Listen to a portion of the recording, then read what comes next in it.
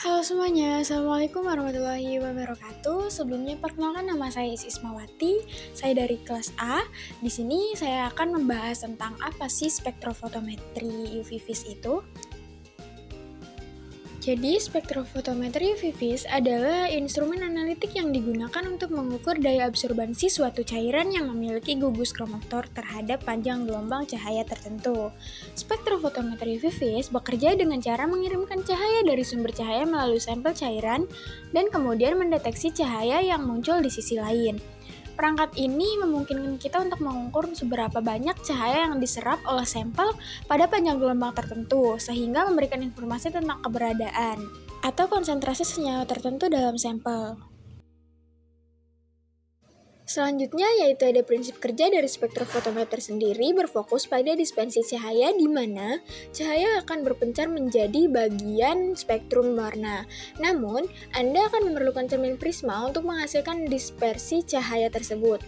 Alat ukur ini memiliki prinsip yang berjalan lurus dengan hukum Lambert, yaitu hukum yang menjelaskan tentang absorbansi atau penyerapan dengan intensitas cahaya.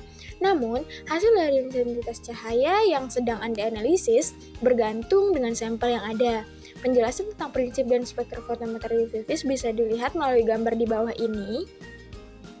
Nah, dari gambar itu, Anda bisa memperlihatkan bahwa sampel bisa dianalisis menggunakan 4 komponen utama alat uji spektrofotometer, mulai dari sumber cahaya, monokromator, sel sampel, dan detektor.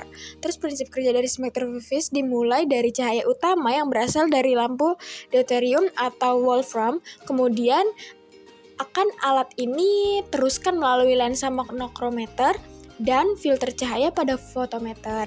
Lalu fotometer akan berubah cahaya polikromatis menjadi cahaya tunggal atau monokromatis. Berkas cahaya yang memiliki panjang tertentu itu kemudian akan alat ini ukur melalui sampel yang memiliki zat tertentu. Oleh sebab itu ada larutan yang akan melalui proses absorpsi dan ada pula yang tidak. Setelah itu hasil cahaya akan diterima oleh detektor. Nah, ini adalah contoh gambar dari spektrofotometer UV vis. Selanjutnya ada fungsi dari bagian alat. Yang pertama itu yang sudah dijelaskan tadi. Yang pertama itu ada sumber radiasi.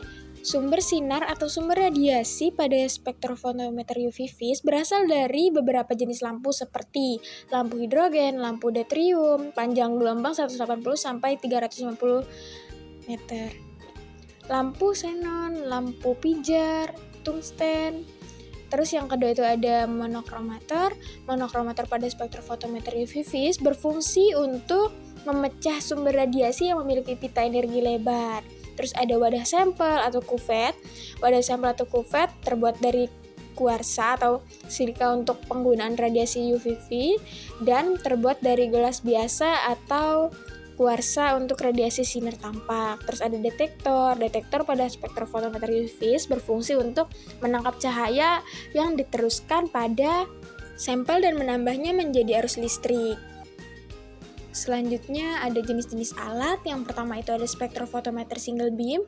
Spektrofotometer single beam atau sinar tunggal adalah instrumen analisis yang membuat semua gelombang cahaya yang datang dari sumber cahaya melewati sampel. Terus ada spektrofotometer double beam. Spektrofotometer berkas ganda yakni instrumen analisis di mana berkas cahaya yang berasal dari sumber cahaya terbagi menjadi 2 fraksi. Satu fraksi bertindak sebagai referensi, berkas referensi, sedangkan fraksi lainnya melewati sampel, berkas sampel. Akibatnya berkas referensi tidak melewati sampel. Terus yang ketiga ada spektrofotometer visible. Rentang panjang gelombang yang diukur dari spektrofotometer jenis ini ada di wilayah cahaya tampak sekitar 400 sampai 1000. Spektrofotometer sinar tampak visible adalah spektrofotometer sinar tunggal. Selanjutnya ada spektrofotometer UV. Spektrofotometer UV adalah jenis instrumen yang berfungsi untuk mengukur absorbansi cahaya melintas rentang ultraviolet dari spektrum elektromagnetik. Terus ada spektrofotometer UV vis yang kita jelaskan ini. Jenis spektrofotometer ini berfungsi untuk mengukur absorbansi bahan dan analis kuantitatif pada sinar tampak visible, UV atau ultraviolet. Terus yang terakhir yaitu ada spektrofotometer infrared atau IR. Jenis spektrofotometer ini persis mengacu pada cahaya yang berpencar dari sumber cahaya kemudian terbagi menjadi dua berkas energi dan simetri yang sama. Selanjutnya yaitu ada cara kerja dari alat. Yang pertama itu pilih option, maka akan muncul parameter stop. Yang kedua, tentukan akan mengukur absorbansi atau persen transmitasi. Yang ketiga itu tentukan panjang gelombang dengan menekan lambda. Yang ketiga, bilas kuvet dengan aquades, lalu isikan dengan larutan blanko. Yang kelima yaitu masukkan kuvet berisi blanko ke dalam spektrofotometer, tekan auto zero untuk menolkan absorbansi atau transmisi. Terus keluarkan kuvet blanko dari spektrofotometer, bilas kuvet dengan aquades lalu isi dengan larutan sampel yang akan diukur absorbansi atau transmisinya. Terus yang kesembilan yaitu masukkan kuvet ke dalam spektrofotometer. Hasil akan dilihat oleh layar display. Selanjutnya itu ada kalibrasi pada alat.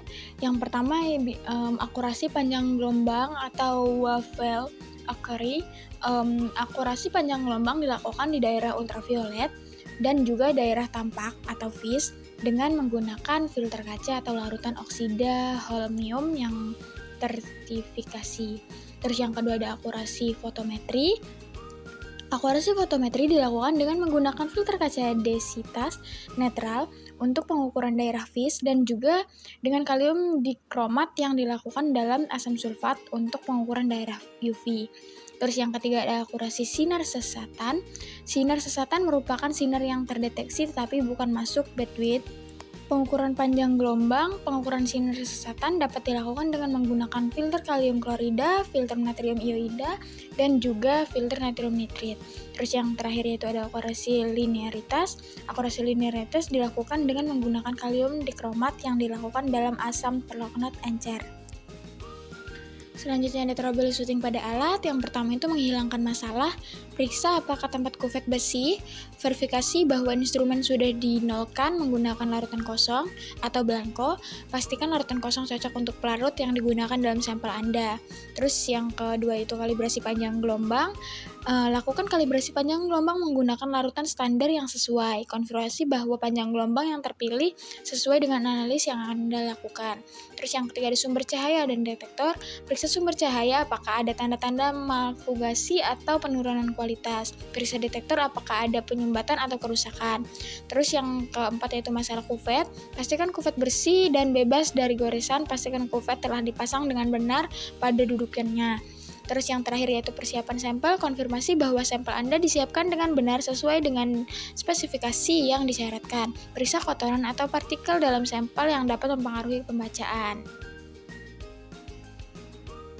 Selanjutnya itu ada pembacaan data pada alat spektrometer UV vis. Pembacaan data dilakukan dengan mengirim cahaya dari sampel mengukur beberapa banyak cahaya yang diserap oleh sampel pada berbagai panjang gelombang. Hasilnya direkam sebagai spektrum absorpsi yang dapat memberikan informasi tentang konsentrasi dan sifat-sifat kimia sampel.